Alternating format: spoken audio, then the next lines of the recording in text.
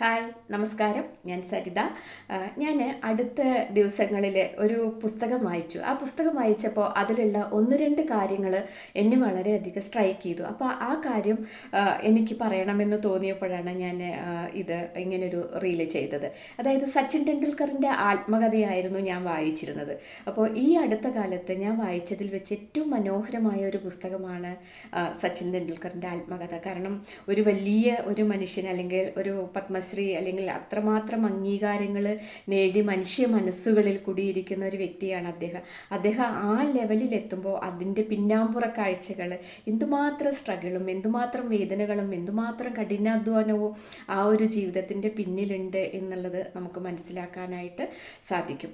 അദ്ദേഹം ആ പുസ്തകത്തിൽ പറഞ്ഞ വേറൊരു കാര്യമുണ്ടായിരുന്നു. അതായത് IPL വന്ന ശേഷം BCCA ഉണ്ടായിരുന്നതിൽ നിന്ന് വ്യത്യസ്തമായി IPL വന്നപ്പോൾ എല്ലാവർക്കും അത് ഉൾക്കൊള്ളാൻ ബുദ്ധിമുട്ടായിരുന്നു. പക്ഷേ IPL ഒരു വലിയ തീരുമാനമെടുത്തു.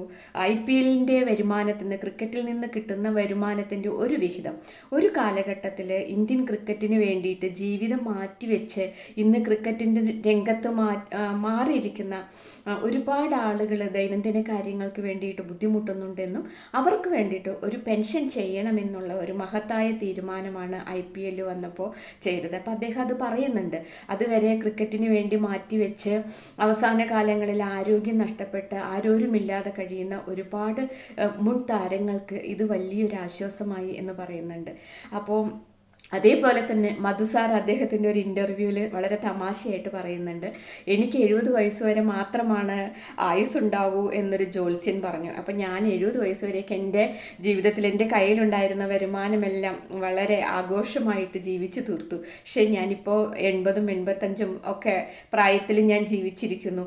അപ്പോൾ ഞാൻ അത്രയും വലിയ പ്രായത്തിൽ ജീവിച്ചിരിക്കുമ്പോൾ അതിന് വേണ്ട ഒരു ഫിനാൻഷ്യൽ സെക്യൂരിറ്റി ഞാൻ ചെയ്തു വെച്ചില്ല എന്ന് അദ്ദേഹം ഏതോ ഒരു സമയത്ത് തുറന്നു പറയുന്നുണ്ട്. അപ്പോൾ ഇതിൽ നിന്നൊക്കെ മനസ്സിലാക്കുന്നത് ക്രിക്കറ്റ് ആണെങ്കിലും സിനിമയാണെങ്കിലും അത്ര വലിയ ഒരു മേഖലകളിലാണ് നമ്മൾ ജോലി ചെയ്തിരുന്നതെങ്കിലും ആ സമയത്ത് വേണ്ട രീതിയിലൊരു ഫിനാൻഷ്യൽ പ്ലാനിങ് നമ്മൾ നടത്തിയിട്ടില്ലെങ്കിൽ നമുക്ക് വരുമാനമില്ലാത്ത ഒരു കാലഘട്ടത്തിൽ നമ്മൾ സ്ട്രഗിൾ ചെയ്യേണ്ടി വരും എന്നുള്ളതാണ്. അപ്പോൾ നമ്മൾ ഓരോരുത്തരും നമ്മളുടെ വരുമാനത്തിൽ നിന്ന് നമ്മളുടെ ഒരു റിട്ടയർമെൻറ്റ് ഒരു വലിയൊരു കാര്യമായി തന്നെ കണക്കാക്കുകയും അതിനുവേണ്ടി ചെറുതെങ്കിലും ഒരു ഫണ്ട് വളരെ നേരത്തെ തന്നെ നമ്മൾ അതിന് വേണ്ടിയിട്ട് മാറ്റി വയ്ക്കുകയും ചെയ്യണം എന്ന് നമ്മളെല്ലാവരും മനസ്സിലാക്കേണ്ട ഒരു കാര്യമാണ്.